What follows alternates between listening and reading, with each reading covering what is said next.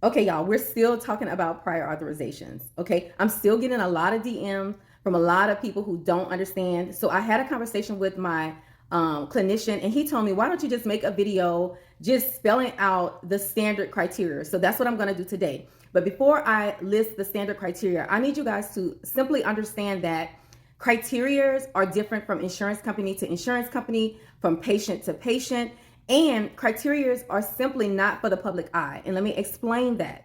When I say it's not for the public eye, a lot of the criteria are safety issues. Like there are certain codes that physicians may use to get you approved that is based upon your situation. So if they give all of the codes to you, we can pass that along to other people, and people can start using those codes and it don't even apply to them. So it's a means to keep the patient safe, to prevent misuse of medication and misuse of writing scripts. So this is one of the reasons why when you call your insurance company, they will say, we cannot give you the criteria. You have to discuss that with your doctor. And then they leave it up to your doctor to determine what it is that they want you, the public, to know. Okay, so just keep that in mind. And then I also want you to keep in mind, even if you follow the criteria to a T, you hit all of the checkpoints that I'm going to list. At the end of the day, it's your formulary that's going to matter, what's on it and what's not on it, if a PA fires, and what the criteria is for your specific PA. Okay, I hope you guys understood that. Now let me list the standard criteria. So number one, you're going to check to see whether or not the medication is on your formulary or if it's not. And you can simply do that by calling your PBM, your pharmacy customer service. You guys, those people are open 24 hours a day, 7 days a week. And if you call in the later hours, like after 7 p.m., you can probably get a rep that will sit down and explain some things to you. They may even give you the criteria.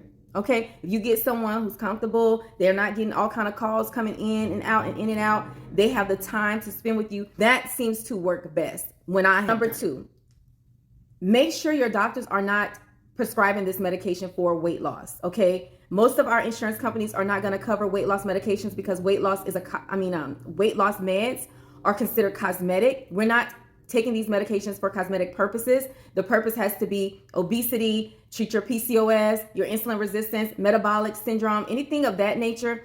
Yes, but if you put weight loss, automatic denial. So make sure your clinicians are not using that verbiage.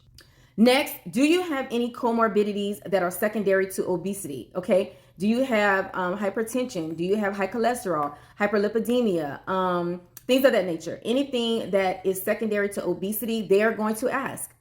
It is a part of the criteria. Next, have you tried anything previous to this? Have you tried another medication that is a cheaper form that does the same thing, that has the same therapeutic effects? And let me explain to you guys why it's like that. It's not only about the cost, okay? I talked to my sister. My sister had said this, and it was just like a light bulb moment for me. She said, these are heavy hitting medications. These are injectable medications, which is true. These are invasive, which is true. So she gave me a scenario, and it struck home to me. So I'm going to use the scenario. For example, if you get a laceration on your finger, you go to the emergency room because you want to get some stitches. When you go to the ER, we're not going to give you morphine right off the bat. No, we're going to give you Tylenol. If that doesn't work, we may give you ibuprofen. If that doesn't work, we may bump it up to Toradol, which is an injectable or an IV medication, but it's an anti-inflammatory. And then if that doesn't work, we may bump you up to Tramadol, which is a first-line narcotic.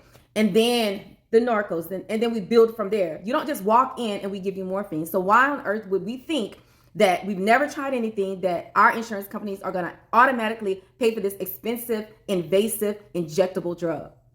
Does that make sense? Okay, so the insurance companies are going to want you to try and fail some things before they approve such an expensive medication. And then next, you want to have your clinician attach some clin notes that would pretty much prove that this medication is medically necessary for you. Like if you are a borderline diabetic, have him draw your A1C level.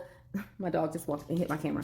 Have your doctor draw your A1C levels. If you have cholesterol, high cholesterol, have him include that. If you have been trending with hypertension, include those things. The more clinical evidence that your doctor can provide, the better the opportunity you will get to get approved for your prior authorization. So those are pretty much the standard criteria. Now keep in mind, there are some other things that may happen. There are some other codes that your PA may require based upon your own individual, personal patient medical history.